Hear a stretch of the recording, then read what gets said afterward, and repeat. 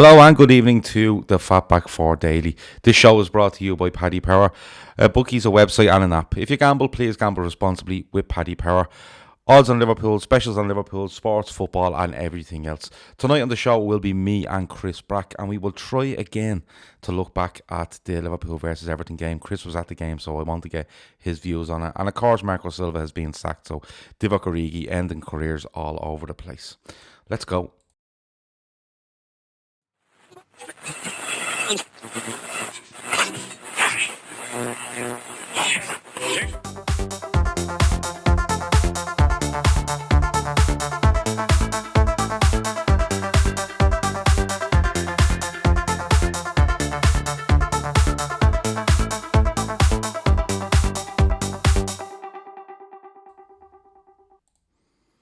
Yes, and here we are, the FB4 Daily. I'm literally just watching this Arsenal match as it progresses. We're about 90 minutes in, and on my television, it's 2-1 to Brighton, where Arsenal have a free kick. So anything could happen, and it probably already has happened. But Chris, the Reds go and beat Everton last night, and we did make a big attempt, me and Andy, for about 20 minutes to talk about this game and review it and give a media reaction, and then it just descended into Easter eggs, skip higher, skips, the crisps, and your what bread you kind of like. So just going back on a big win. You were at Anfield. What was the atmosphere like? What was the overall feeling like around the ground beforehand? Well, how did it go, Chris? Talk to me. I try not to laugh. I basically went into the game as I always do for a derby, really, really worried, because you always think this is the one time where Everton play well. At some point, they might get a bit of luck, and it's by the time we're half through the second half, it was just comical. It just became farcical, laughing at them.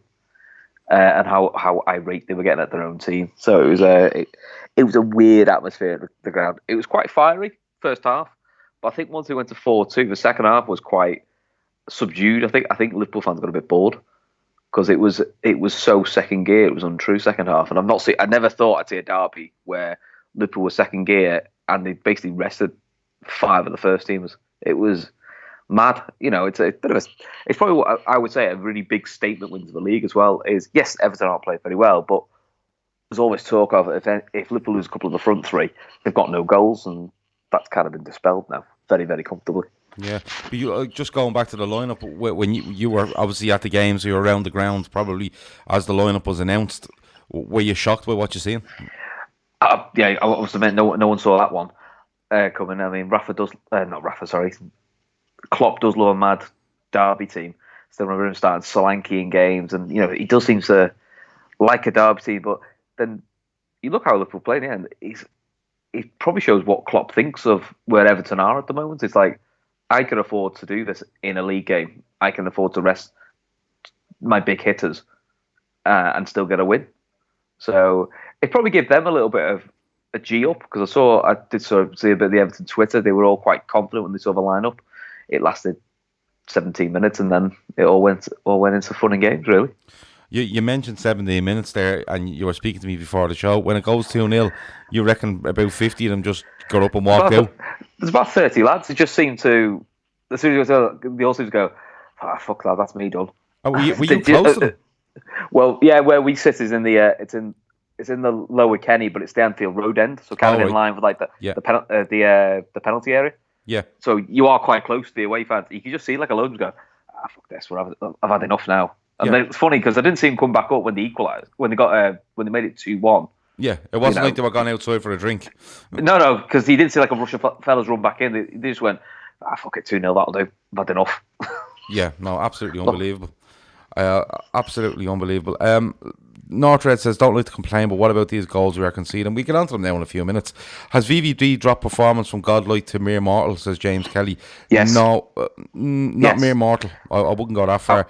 I do have a big thing on I'm gonna, and you know me, I'm not a fan of Match of the Day. I ended up watching the coverage this morning, and I was blown away by the editing and the I suppose the coverage they gave to this game, but I'll get back into that in a minute. Barry Carr says he has a bag of skips in his hand. It says prawn cocktail flavour. Andy is basically telling lies. Yeah, look at the back of them and see what the ingredients are, and you will see tomato references there. Chris is probably wondering what's going on, but Chris, last night's show, we genuinely don't know what to think about last night's show because there was decent football talking there, but it just went on for 72 minutes, and I think 60 of them, or 50 of them anyway, was just complete ramblings of two, I think, genuinely insane people. And I don't know what people thought of that. Did he like it? Did he not? Because me and Andy have discussed before, literally coming on, doing a show like this probably once a month where we sit down for an hour and talk all sorts. And if people like it, we go and do it. But the chances are people thought it was an absolute disaster. But let me know. James Kelly says he's serious about Van Dijk. He looks slightly off it. We will get to that. We will get to it. He was getting some. He was getting some stick in the crowd. Well, not stick, but there was a lot of talk around us going like, he's just not quite at his elite level. He just needs to drop the level. Look, I mean, even at his slightly dropped level, he's still very, very good. But there was a little complacency in his game. Okay. Which the second goal, the whole team had a bit of complacency about it. So I don't know whether it was just the game. Perhaps they found the game a bit easy. But yeah, he made that at times. He was making Calvert-Lewin look like he was Didier Drogba the way he was winning the ball off him. And I was like, he was just a little bit sloppy. A little bit too relaxed, maybe? Yeah, possibly, yeah. I mean, I know I saw Dejan, as usual, gets pelters for everything. But I'll be honest, in the ground, he makes 2 or 3 important interceptions and blocks to sniff out chance, but also to bail his mate out. A couple of times he bails his mate out. Okay. But we don't. But unfortunately, Dejan has history, and people just don't like him. Okay.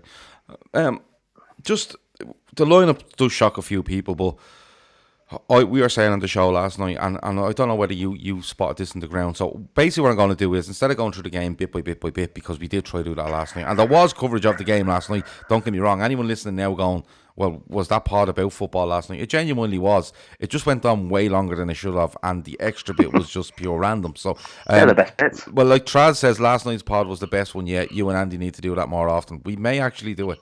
I don't know whether we'll do it live. We might just record it in a room somewhere and throw it out there. But the live stuff was good because people were coming in with comments and stuff like that, which were really funny. Some of them were just, I don't know how I kept a straight face. But I'm going to throw a couple of players at you, right? And before we absolutely bash Everton and Silva and match of the day, we will get to that as well, I promise. But a couple of players from you being in the ground. Divock Origi, he's ended another managerial career today, with Silva being sacked. But I felt in that game last night, it was one of those where we played to his strengths brilliantly, where it was just like, you have the power to get in behind. When you don't have time to think, you're absolutely amazing finisher. And with an Everton team that weren't expecting this, how good was Divock Origi at the role, and how good were the team at servicing that role last night? I thought that's the best I've seen Divock Origi play from the start. I think the only time he probably played as well as that was probably when Klopp took over before he had his ankle injury. Yeah. They did. He was just willing. His link-up plays, his hold-up play was much improved, and you could tell what we do in training, because he was, as good as the Manny balls were to it, and they were really, really good. They all knew what he could do. Because me and my brother, we went to the game, we were both saying like, the team's a bit mad. But then we did sort of think, well, maybe someone like a Shaqiri, maybe that's said he's a bit of a maverick. He could do bugger all for 20 minutes, but then do a little bit of magic. So maybe that's what we need next to Origi, just something a bit unpredictable. I mean, it's he's just got a thing Origi at the moment. He seems to be as soon as he sees an Everton shirt, he just seems to find a new level of goal scoring. He just hones in on big games and managers under pressure and decides, I'm just going to put an end to you. Yeah. Well, there's nothing wrong with that. I mean, I know people don't like us talking about them, but Ferguson was very good at that. He had certain players that you would say 9 times out of 10. I mean, Solskjaer, to his credit, as a player, is probably what he was. He was not a great starter for United, but in big game moments for the last 20 minutes, that's what he did. And Origi at the moment just seems to get this reputation of big games. He seems to just turn up, which is a great asset. I must admit, it was bedlam when he scored that second goal. I didn't think he had that in his locker. In fairness to him, I thought he's a good he's a tidy finisher. He's a good header. but the touch and to chip it over the child in goal was brilliant. Yeah. I seen something on Redmen TV today. It made me laugh. They were talking about that goal, and the guy on there said, look, the ball goes over the top, and Origi, it's a brilliant touch, but he likes to think that he could hear the cop in the background singing. It was something about Pickford just being very small, and he's got very small arms, and just heard the cop singing that and said, "Oh, I'll just hit a high and put it in the top of the net." It was a really good clip from the Red Men, in fairness to them. Go on. I don't know what he did, Pickford, but I'm sure he did something towards the cop to G him up or something. But literally within 2 minutes, he's only got little arms chance came out for quite a while, and it kept going quite a while, which I think was getting on his pip a little bit, which was quite funny. And he's not the hardest fella to get on. To get at him, he's quite open in his emotions, Pickford. So if you are getting to him, he will know. He will let you know about it. But I don't know if it's an Everton tactic, but the last couple of derbys I've seen, all he seems to do is get the ball and just kick it out for the throw-in. Yeah, he done it under Allardyce in it may have been the 1-1, wasn't it? Yeah, it may have been the league game where he got a 1-1, and it was madness. Like, he was literally kicking the ball and trying to get it as far up the pitch and out of touch. Big dunk will fall flat on his face, says Avo, and all the blue noses will all turn on him. You see, that's the problem. But moving on from Origi, Sadio Mane. I'll tell you what, put Sadio Mane to one side for a second, because I think absolutely out of this world. I think he's the best player in the league by a mile at the moment. You mentioned this player earlier, Xherdan Shaqiri. Hasn't been seen, hasn't played, I think, this season. Comes back, we were told he's fit probably 2 weeks ago, but on the bench doesn't figure, I don't think. Comes back in for a start last night, has new hair. And again, look, he did go out of the game for periods, like you said, but when he got involved, he looked sharp as a tack, didn't he? It was he did. And do you know what I thought? The date hit me, December. And he done this last December where he went on this really good run, including 2 goals against United. Could it just be the perfect time for him to come in and in a massive month to not stamp his authority, but make a massive influence on this side? He does remind you what he's got. I mean, he's very clever on the ball. The one thing I was impressed with him, because I don't think he's renowned for this. This is not to dig him out, but his work rate off the ball, especially to try and help cover Trent or help the midfield out, was, I'll be honest, was impressive, because he's not renowned for being the most mobile off the ball. He's just that type of player. But I thought he was really good, and he does give you a different asset, especially for set pieces. Some of the corners he was putting in at pace were scarily good, and it's nice to have a different option from Trent. And I do think one thing he does give you, which is Trent's developing the side of his game, but I still feel one thing Liverpool are missing is if we have a free kick 25 yards out, that's what Coutinho was really good at, and taking a shot from distance from a dead ball. It's only really Trent who's ever shown that he can do it now and again. Salah, Mane, for me, it's not really their game. I do think with Shaqiri, if you bring him on and you got a free kick, outside the box, he gives you that asset that we probably don't have. So I was pleased to see him, and the other thing that surprised me more than that is that he gutted out a full 90 minutes. I was convinced he was only going to get an hour. I thought he'd be 60, 65. And then when you see Wijnaldum knocking one in on 92, 93 minutes and Shaqiri's there celebrating, I'm like, he's still on the bleeding pitch. I couldn't, no, don't get me wrong. It wasn't like I didn't notice him, but it was only then it hit me, and I thought, he's played this full game here. For somebody that's come, like we talk about Keita, doesn't get on again last night, but, 15 minutes here, 15 minutes there, and stuff like that. And the whole conspiracy theory about Keita's going to rumble on. I've given up. I haven't given up on Keita. I've just given up arguing about it, because if he plays, he plays. If he doesn't, he doesn't. And Klopp will make that call, James Kelly says Trent was brilliant but needed to calm down a bit. On another day, he could have been sent off. I'm going to get to the match of the day stuff and talk around Trent there in a minute. I thought Trent was great going forward. I mean, the ball for the second goal is ridiculous. Because when he hit it, we were all going, what's he? And as you see it going to manage, just you're like, where we were sat in the ground, that's a pass you're thinking, I don't know how he's seen that. It was genius. But I thought 3 at the back 4. I thought Robertson, Trent and Van Dijk were a bit sloppy defensively, and probably gave them some more hope than they needed. But you know what? I know people are getting concerned about the goals we're conceding. I'm not as concerned because we're not conceding the same goal. If you know what I mean, like under Rodgers and under Raffers last year or so, it was near post corner, and they flick it in or they flick it on. It's a goal. Every corner, we just like it's going in. Yeah. Whereas every goal we conceded is like, the first one's an unlucky ricochet off Lovren. The second one is James Milner doesn't follow his man. And then Lovren doesn't cut the cross out. But, ultimately, if James Milner follows his man, he doesn't get it. The goal of the weekend against Brighton is a bizarre free kick, which I don't think you'll ever see us concede again. It's not like it's the same goal. So a lot of it seems to be a little annoyances of lapse in concentration when possibly Liverpool have found it a little bit more straightforward. Maybe that's a ruthless edge that they'll probably need to get back to.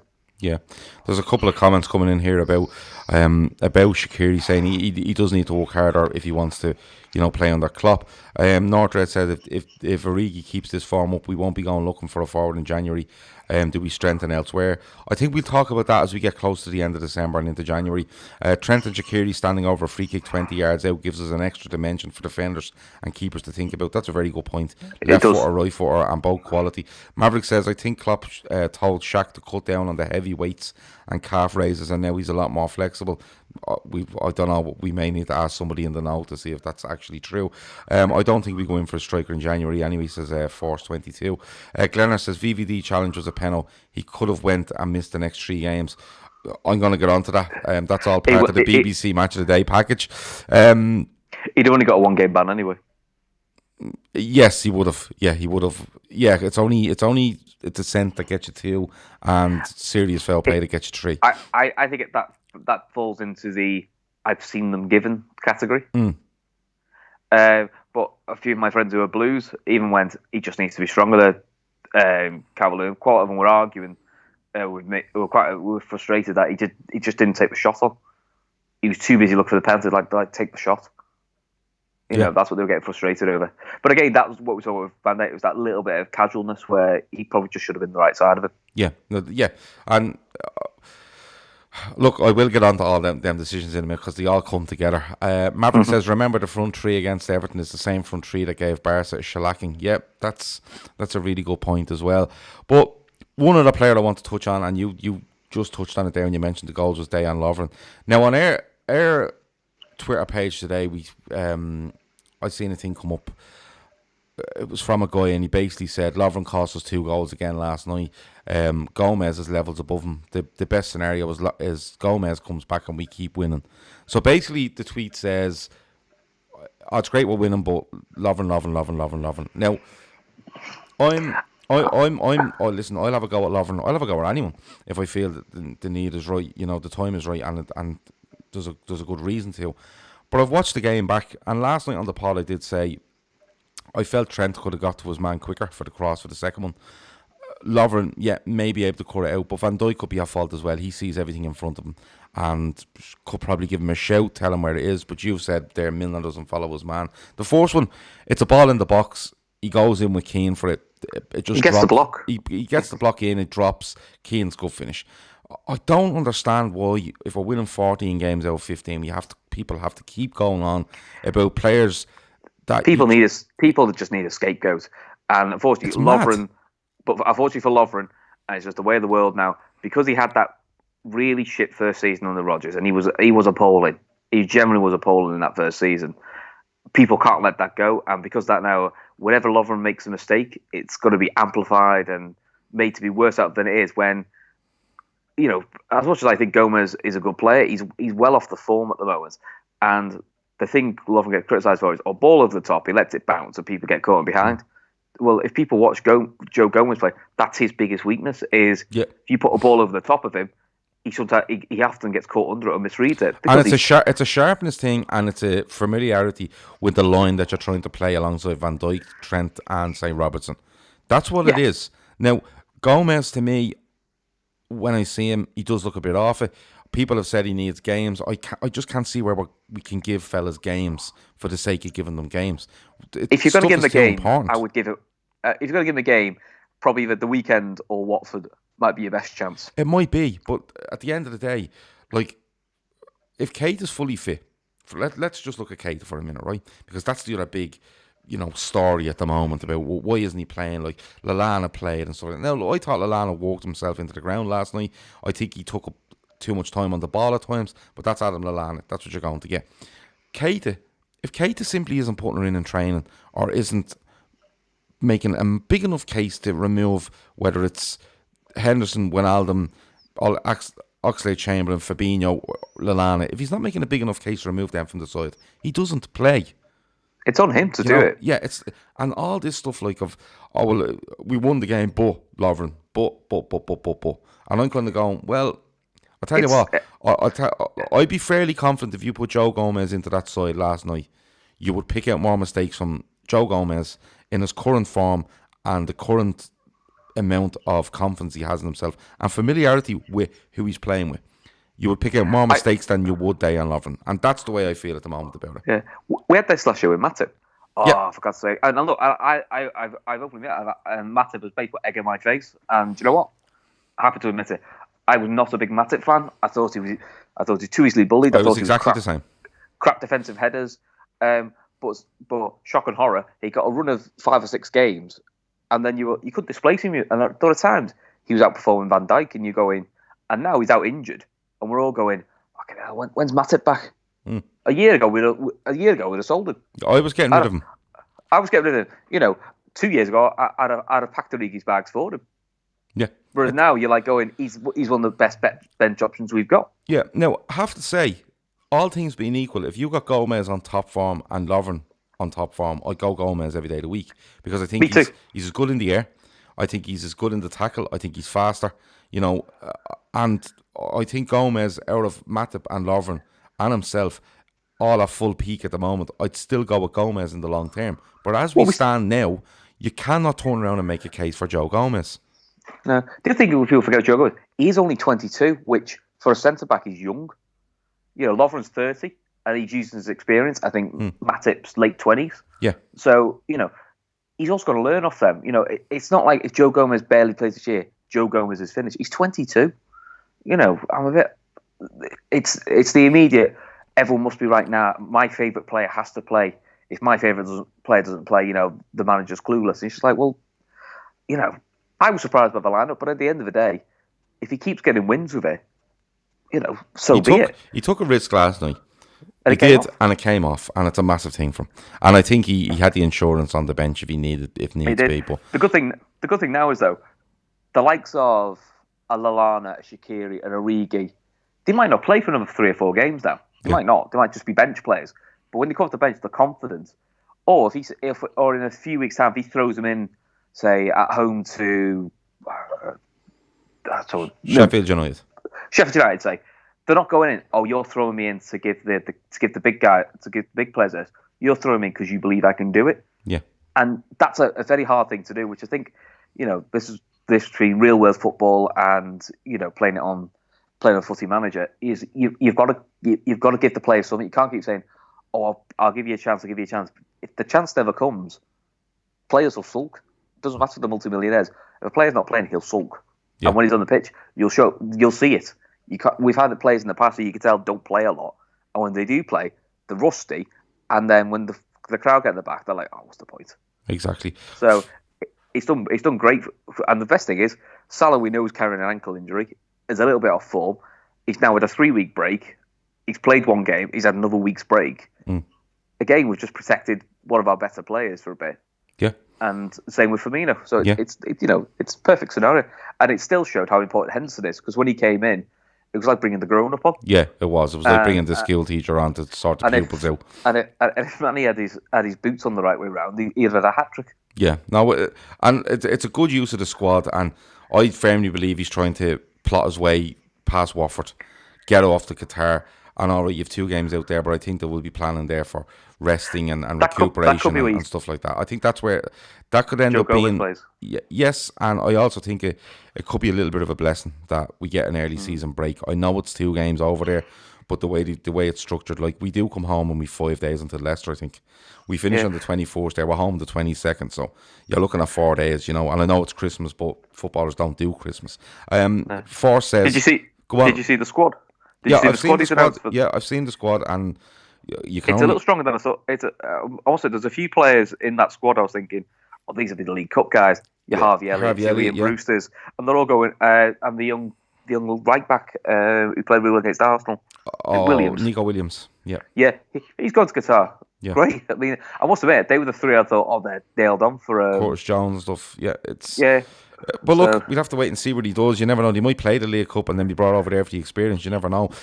Potentially. Absolutely. Let me see. Oh, there's one going on my screen there. I can't remember what it says.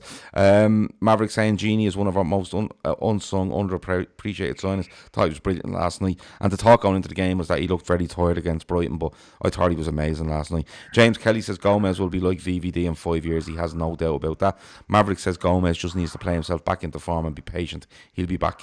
Yes, patience is massive in it. Absolutely massive. Maverick wants to rest Salah against Bournemouth as well. We'll have to wait and see. But having them on the bench and giving players that have done well against Everton another chance against Bournemouth, and you're resting Salah and maybe Firmino if you get a chance, it's not a bad thing. You know, it'll only turn out to be a bad thing if we don't win a game, and then people will lose their shit, because that's how it works. On to this match of the day thing I watched, right? So I didn't watch Match of the Day last night. I was doing that podcast, and Andy had me there till nearly 12 o'clock doing a podcast about, as I said, the most random stuff you can think of. But I watched it back this morning, right? So I watched the highlights, and I was like, from very early on, the highlights was like, here we go. So they're showing Robertson going in on Davis and coming down on him. Then they're showing, they show Trent with a yellow in his, when he stands on the lad. He gets a yellow for the stand, but I think it's Richarlison he goes in on, and you know he stands on him and then jumps away from him, and then they show Richarlison getting booked, and then they show the Van Dijk thing. Now, what I will say is, right, for me, the Van Dijk thing, I think it's a penalty. I'm going to say that. I think it's a penalty. I think if it's shoulder to shoulder, you go, Calvert-Lewin isn't strong enough, but it's not. It's shoulder to his chest nearly, you know, or, you know, when you look back at it, he's nudging him. He's not going shoulder to shoulder. He is nudging him from an angle. I think it's a penalty, right? And I've no problem saying that. But against that, they come to studio and Genius and Murphy are there, and I'm like, fucking hell, Genius and Murphy. So they start with, great goal, Mane, this, and I'm waiting. And then they start showing this stuff with Trent. And I'm kind of going, the one on Richarlison, he stands down him, but you can see his reaction straight away to try to get his foot away from him. As if, he's there, I've landed on him, and he gets away. The booking is a booking. But there's no mention of Mane going through on goal round and Pickford, and I think it's Keane does exactly the same thing that Van Dijk does earlier in the game, and there's no mention of it. And all I can take from this, Chris, is, right, I'm not going to go as far as to say an agenda, because there was bits in it where they were, you know, quite not controversial. They were complimentary to Liverpool, and they showed bits and pieces, and a quote in there was, this is what a Merseyside derby's all about, some of these things that have happened. But I wasn't impressed with them highlighting certain things and not even having a look at the Mane chance where, in my opinion, he's fouled as he rounds Pickford by the defender. Well, we were all screaming in the ground, go down. Yeah. But unfortunately, I think if it was 0-0, he probably would have gone down. But you know what happened? If Mane goes down, we're gonna have 4 days of how Mane's dived. Yeah. It just seems to be a thing. It feels a bit like I'll pinch from Neil Atkinson. In fairness, it's not my thought, but actually I agree what his thought is. It feels like during when Fergie's United were brilliant, and you know they beat like West Ham 4-1, but West Ham had a bit of a go. And like, there's a chink in the armour there. You know, if that penalty goes that way, and if that decision goes that way, and if that guy gets up, you know, West Ham were really in it then. And you're thinking, no, they got beat 4-1, and they were lucky to get 4-1. Yeah. And I think like that, like it was with City 2 years ago when they got 100 points, where people go, Liverpool beating 4-3. Is that the chink in the City arm? You're like, no, it's just one loss, and it's probably a one-off, and it proves to be. I think that some people are desperate to find something because they don't want it. They don't like the situation at the moment that it's an 8-9 point gap, because it's not in their head. It's not as exciting. Yeah, Kev O'Sullivan says there it's a penalty, but that's it. Genius was calling for red cards. Yeah, I don't know where he gets the red card from. He fouls in the box. He thinks he's last man, doesn't he? But it's not. Listen, I don't think if you foul in the box and you're last man, I don't think it's an automatic red card anymore.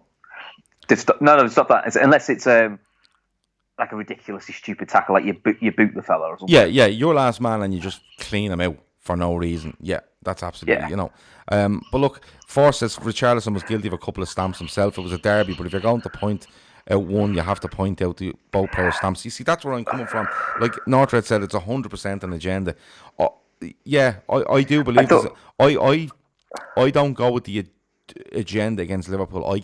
I'm more on the side that there's a massive fear from the media and certain pundits of certain ages just not wanting Liverpool to win a league title because it brings back terrible memories of 70s and 80s. We all know since Liverpool won the Champions League final and basically beat Spurs but played quite a defensive line. Genius has added being his bond about Liverpool then because he's convinced Liverpool have played crap for a year, but he can't believe they're winning when Spurs play wonderful football, and he's not realised, as you and me both know, you get to finals, you get to big games, it's all about the result. The performance is second. Yeah. Because you and me have joked. I said I was sick of Liverpool being fantastic losers. Of they play a great game but they lose. No one wants that. No one cares. Yeah. Like Maverick was listening on the radio, but it looks like, and he says they were going over the top about the Trent incident, calling a violent approach to the game, shaking my head. But the thing was, right, the Robertson one. Now listen, I'm not gonna say Robertson goes down there and isn't thinking, is completely and utterly innocent in it. But he's not. He hasn't led with his elbow and smashed down the back. He's just fallen the way he's falling, and it's decided not to move his arm. That kind of way. And he gets up, and he knows that Davis is royal by this and laughs at him. You know what I mean? And I think if he gets up and walks away, people will go, "Oh, look, he just fell on him." But the reaction there to annoy Davis is what got people going. And then you have like the Trent one on Richarlison. For me, the one where he gets booked. He's fine where he gets booked. It's on Digne. It might be on Digne. I can't remember who it was on. Yeah, he stands on Digne's foot. The one on Richarlison. I was there. We were in the ground. We saw him go down, but obviously we didn't see how he went down. When you see it, look, he does stand on him. He stands on him, but you can see the immediate reaction of his foot as if he's trying to lift his foot as quick as he can, as if to say... If he wanted to stamp on him... He could have stood on him. Had done some damage. He could have done some damage, and you can tell. Yeah. The Robson thing is we've all played sport of some description. It's the classic... How can I put it? Not leave one on him as in to hurt him. Just to do it to annoy him. Yeah. And you can tell by Robson's reaction how wound up Holgate gets. He just smiles and that's his way of going. Davis gets wound up and Holgate comes over. Yeah, but that's it then. And then he fires out. And Davis spent the rest of the game doing what Ross Barkley had the problem with doing the derbys. It's a derby. I'm pumped up. I've got to throw in a big tackle. I've got to throw in a beat me badge and all that sort of stuff. And that's not his game. Liverpool players have fell to that in the past. Whereas actually, Henderson had a habit of doing that for a while. And they've realised, no, if I stick and play to what I am good at, that's how you win the derby. Yeah. And try and be a bit of a cool head. And Liverpool must know, look, if we wind a couple of these up, the Reds will go, we all know Pickford, you wind him up, he's got a rick in him. The best thing they could do with Pickford is give him a Valium before the game. I just can't believe they paid £40 million for that goalkeeper. No. But yeah, I mean, look, Yerry Mina, he's a dangerous centre back. He's a powerful centre back. I've never seen him get turned so many times by Origi. I think Yerry Mina is a centre half that, in his own head, believes he might be a number 10. Yeah, Yerry Mina is someone he needs pace around him because that's one thing he lacks. Yeah, pace. I think he considers himself a really good technical footballer, but he shouldn't be playing a centre half. That's just what I come across with Yerry Mina. Yorkshire puddings on the Christmas dinner, yes or no? It's a no from me. I don't have Yorkshire puddings on my Christmas dinner. No, I don't think I'm trying to think if I have. No, I don't even know. FS asks, what's the odds on Grizz to be next Everton manager? Pretty high, I would say. Get your money on Mark Hughes. I think they'll do something like Mark Hughes. It's you have a link tonight. Yeah, I got a link. Honest to God, it was. Let me find his name because I've never heard the fella. I thought he was made up. Yeah.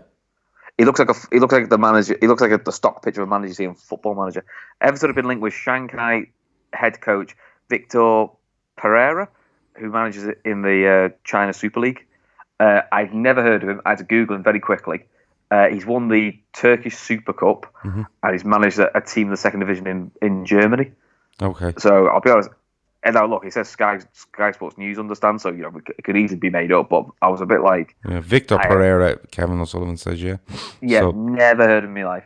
I mean, I have been winding a few blues up. So they said like, who could it get any worse? And I think I kept sending. I've been sending the Alan Pardew gif around. Of him doing his little dance because can you imagine Alan Pardew at Everton? Oh, God. Yeah, I seen a brilliant tweet from an Everton fan today, and he said, "Our fans would give out about anything. I've just seen somebody on Twitter give out because Mashiri took a train to Runcorn to try to get to Finch Farm.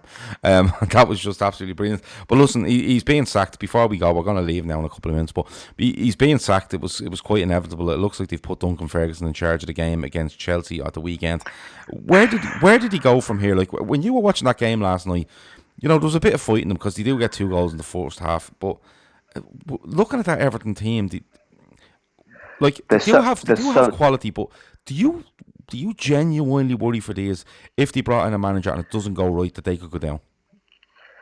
Yeah, it's the first time in a while I've looked at, but they're a bit like it's like the Leeds United situation. I look at the team and go, Richarlison is a really good player. Lucas Digne, I don't think he's the best defender, but going forward, the lad's got a great delivery on him. Yerry Mina on his day could be a good player. Although we had him there last night, I actually think the right back Sidibe is not a bad player. Yeah, he was targeted big time last night. I thought Bernard, when he came on, he's clearly not fully fit, but he is a good player. The problem is he's only 5'4", but he's a good player. I was impressed with Moise Keane when he came on. He gave them a bit of a pace threat, which I think is what Calvert-Lewin doesn't give them. Calvert-Lewin just thinks he's just okay. Yeah. But yeah, you look at that side thinking that side should not be where it is. It's good enough to be higher in the league. I'm not saying it should be top 6 side, but it shouldn't be in a relegation battle. Yeah. But you could see, I mean, most of our goals, they were a quick long pass, and then a simple pass in for a goal. It wasn't particularly, although it looks good, it's not the biggest tactic in the world, is it? Just play it over the back of them, and they just don't follow anyone. It's the organisation of the team's horrendous. Yeah, because they obviously set up for Liverpool to play a certain way. They tried to adapt to it by going with a 5-4-1, and then Liverpool went, we're just going to go Wimbledon here, and we're just going to hit long balls over the top of you. And they couldn't deal with it. And they should be able to deal with it with 3 centre-halves. With 3 centre-halves, who all like to head the ball. Yeah. So, it's not like that would be alien to them. But the organisation thing, look, some of the players do have to look at themselves a little bit and go, one of you should be able to grab the others and say, stand with me, follow your man, do this. But then they've had this problem, from what I can gather, most of the year. So, Silva's probably been on borrowed time for a long time. It must be horrible it must be horrible at the moment being an Everton fan. It does feel a bit Liverpool Hodgson-y. Yeah, like Kevin Sullivan says there, he's the former Porto and Olympiacos manager plus a stint in China. Northred says did he go with a Moisey mission to keep them up? I'm not too sure. You see, he'd keep them up, but where do you go from there? Yeah, do you want to go back and then if he just keeps you up, which is great, keeps you up in the Premier League, but then you do what West Ham did with Moyes, right? We'll bin you off now. We'll get the next big name in. But what big name are you going to get? Because and people say Everton have got the money. They have got the money, but quite a lot of Premier League teams have got the money. You see, the problem I have here is, Chris, right, with Everton, and we'll try to keep this as brief as we can, right? No, not even civil, as brief as we can. But this is the problem I have with Everton, right? They have got the money. That's absolutely fine. Park that for a minute, right? They went and they chased this fella, Marco Silva, right? Who turned up and had Hull relegated. And I don't care how bad Hull were. He had them fucking relegated. And he came out with a smell in the roses for some reason. And I don't know why. Because, to be honest with you, if you're that good of a manager and you're that highly rated, you should be able to take a club and make sure you're better than 3 teams in this league. All right? He goes to Watford. He have a decent start. He gets more or less tapped up by Everton and his head is completely turned. Watford fall apart. Now, that should have told Everton that, look, as soon as he has any distraction or anything, he doesn't get his way, because he obviously wasn't getting his way at Watford, he might have wanted to leave, it falls to pieces. That should have been a warning sign to Everton. And Everton then go and get him, and I was like, I can't believe they're doing this, because they'd got Koeman, they'd had Martinez, they'd had Koeman, Allardyce is being around there, stuff like that. But if they have a project that they want to go with, right, They need to go and stop doing 40, 50 million on players and decide this is the manager we want. Now, for argument's sake, take a manager, pick Eddie Howe. Let's pick Eddie Howe, right? Which I don't think they should go near, right? So he's probably a bad thing. Let's say Rafa Benitez, right? Now, forget Rafa Benitez managed Liverpool. He's top quality, right? And you say to Rafa Benitez, I want you to come in here and we are going to spend money, but we're going to give it to someone capable of spending it. And the Marcel Brands thing is another deflection tactic for me. You come in, Marcel Brands isn't making all the signs at Everton without Marco Silva having a say in it. Okay, you can't just turn around and go, oh, they're Marcel Brands signing. That's going down the road of Liverpool's committee, and that never, ever ends well. What Everton need to do is they need to stop looking at the likes of Eddie Howe, Moyes, Mark Hughes, all these, Duncan Ferguson. I've heard Tim Cahill, Mikel Arteta. They need to stop that. What they need to say is, we need to pick a man, and no matter what fucking happens, we have a plan in place for the next 5 years, and he is our man. 1, he has the quality. 2, he has the experience. And 3, he has the pull to get players of a better quality into us. And if they don't do that, Chris, they may as well be sitting on the carousel of life, going around in fucking circles, falling off every so often, and getting back on and doing the exact same thing. The other thing Rafa would do is partly take no shit from the owners. To be honest, he loves an overfire. I think he would change their mentality. Yes, he would take no shit from these fans that literally turn on you after 25 minutes if you're not winning at home. Because to be honest, that's the biggest thing and the bravest thing Klopp did with Liverpool. Yeah. As in, he took on the Liverpool fan base that know it all. And a few of my mates were like going, "Oh, he needs to stop telling Liverpool fans. He needs to stop telling players to stop touching the Anfield Centre." People at times need to be told what to do. Yeah, he needs to stop. He needs to stop turning around. I mean, even when we saw it in the Leicester game, you could tell he could hear fans behind him moaning. And as soon as we won 2-1, you seen him giving it to him. Yeah. And to be honest, because I think Everton, it's always been Everton's issue recently, is they're obsessed with what Liverpool do. As long as we beat Liverpool, as long as Liverpool lose, that's all that matters. And I can openly say that was probably me as a Liverpool fan in the 90s when United won everything. As long as United lost, life was good. But there's only so long that can work for you. And if that's over you all the time, what another club does, it knackers you up. No, Everton's biggest problem is they believe that they're a big club. That's their major problem. Everton need to, listen, if you get an honest Everton fan in front of you to talk to, and I'll point people towards Dave Downey. He's extremely fucking straight down the line with Everton, and he'll tell you they're not big, right? They're a big name in football, but other than that, they're not a big club. They need to realise they're not a big club, right?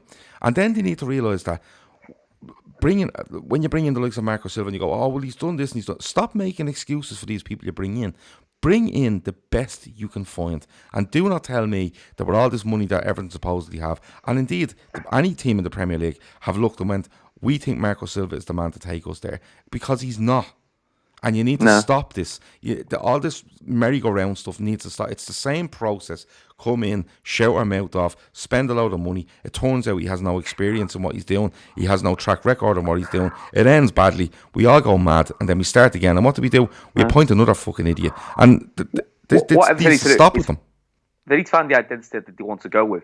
But what they should, rather than saying they're a big club, is what Everton should be selling themselves at, and this would be a true sell, is they have the potential to become a big club because they have decent facilities. They do have a strong history like Liverpool have had, and there is the money there. So they have the potential to become one of them. And there's nothing wrong with aspiring to that and saying, I will get you to the next level. And then when we get there, I will take you to the next level, which is what Liverpool, and I think the reason Liverpool fans, partly, not trying to rub it in, but we lost our way when Rafa left a little bit. And there was the whole situation with the owners and all that. But we went down the routes of managers and players where we go, we're Liverpool, we're 18 times league champion, we're this, we're that. But we're playing Kyrgios and then Gog in the side. And we're going, we're not. And it's probably took us a good 10 years until we've got to Klopp and a structure behind the scenes to go, this is how we get to there. And that's why Klopp did the whole, you can't keep using the past as your backpack. We're a new team, stop looking at that. You need to wise up and start working for where we are and work our way up.